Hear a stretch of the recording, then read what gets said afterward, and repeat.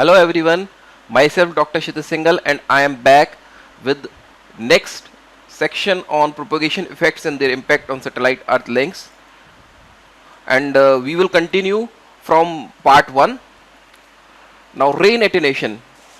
We have seen that as the signal travels from the satellite to the earth station and earth station to the satellite, its strength is decreased, and this decrease in strength is known as attenuation, and it is a natural phenomena.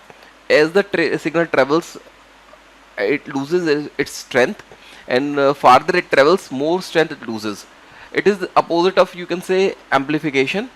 So various things like atmospheric absorption and raindrops, water drops present in the atmosphere, all these things causes this attenuations. We have seen this in part 1. Now we'll come to the specific each topic, that is rain attenuation. Rain attenuation percentage can be calculated by determining the rainfall rate in that area. What is the rainfall rate that is occurring? Specific attenuation of signal at this rainfall rate. Effective length of path over which attenuation applies. So rainfall falls in two categories. We can see, we'll observe in next slides that rainfall falls into two categories, that is stratiform rain and convective rain. And the different forms of rainfall are rain, sleet, snow, hail, water vapor.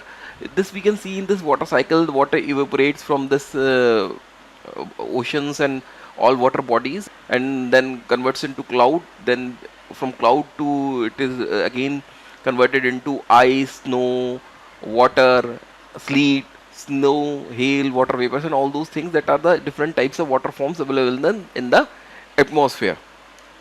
Now the two types of rainforms, as we have seen, is one is stratiform rain situation. So we'll cover first this one. A widespread system of stratiform rain. In this figure also we can see is widespread. It appears to be stratified horizontally, and it completely covers the path from the earth station to the on ground to the satellite, and completely covers the path to the satellite from the ground up to the point where the rain temperature is 0 degree centigrade, and this level is known as melting level. This is known as melting level because above this the precipitation is frozen, and it consists of snow and ice particles. In general, frozen precipitation causes negligible attenuation. The maximum attenuation is caused by the rain. The signal path in stratiform rain will exit the rain through the top. Here we can see it is exiting the rain through the top of the rain structure. So this is stratiform rain event. This is path from earth station to the satellite. This is melting level, and this is the ground level.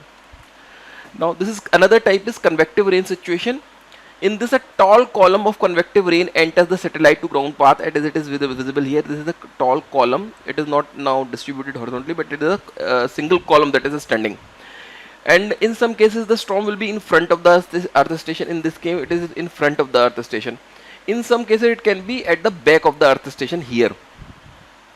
So convecting storms normally occurs in the summer, so the melting level is much higher than in winter.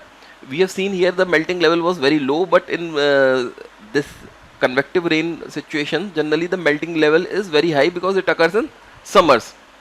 In many cases the melting level is not well defined. It is also not well defined because a strong convective activity inside the storm is occurring here.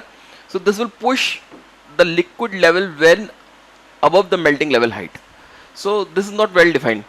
Except for paths with very high elevation angles, greater than 70 degree, the signal path in convective rain will almost often exit from side of the convective rainstorm. You can see that it is existing from side of the rainstorm.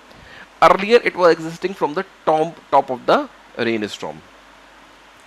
Now radio propagation, atmospheric absorptions.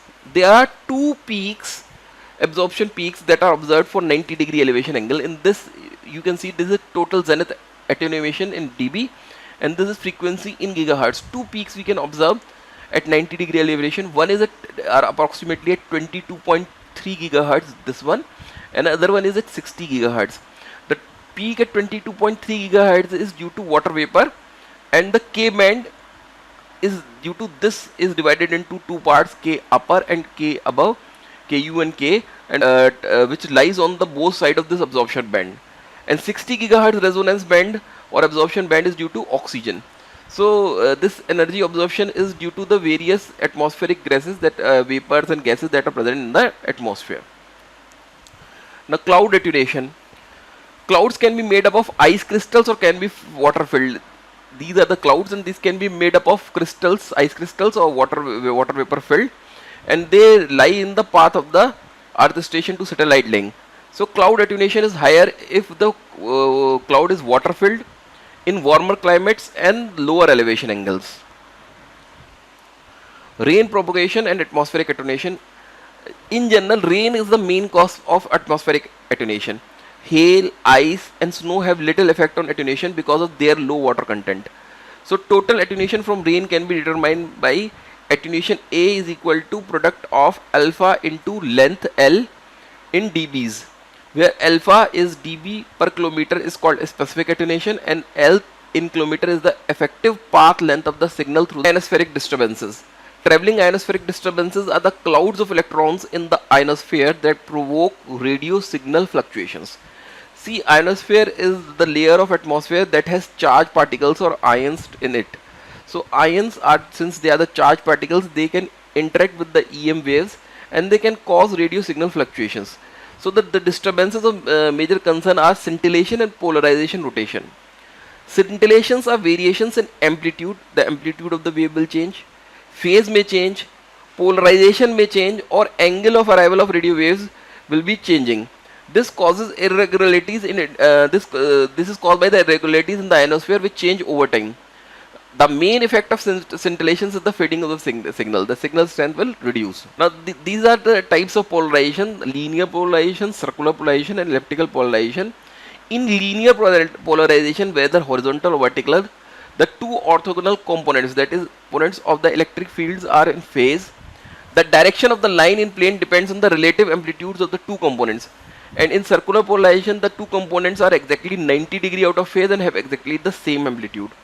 In case of electrical polarization, all these cases except these are comes under the falls into the categories of elliptical polarization.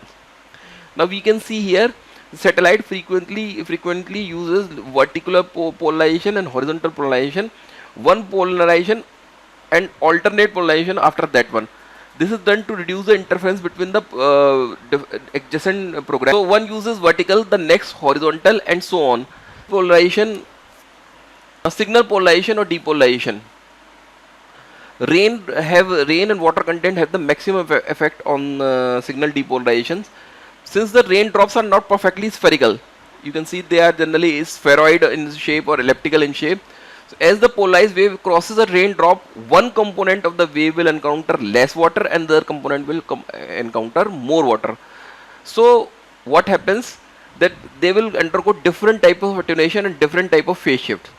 Due to this, the waves are depolarized. You can see here the wave is asymmetric and the different components go different attenuation, resulting in depolarization of the wave. Now Faraday rotation in the atmosphere. When EM waves are entering into the ionosphere, the polarization planes are rotated by Faraday effect. This is also known as Faraday rotation, which depends primarily on the frequency of the signals. The amount of rotation of the polarization angle is inversely proportional to the square of the frequency. Here we can see that earlier the polarization was different, and passing through the ionosphere the plane is rotated and the polarization is different. So this is due to the Faraday effect.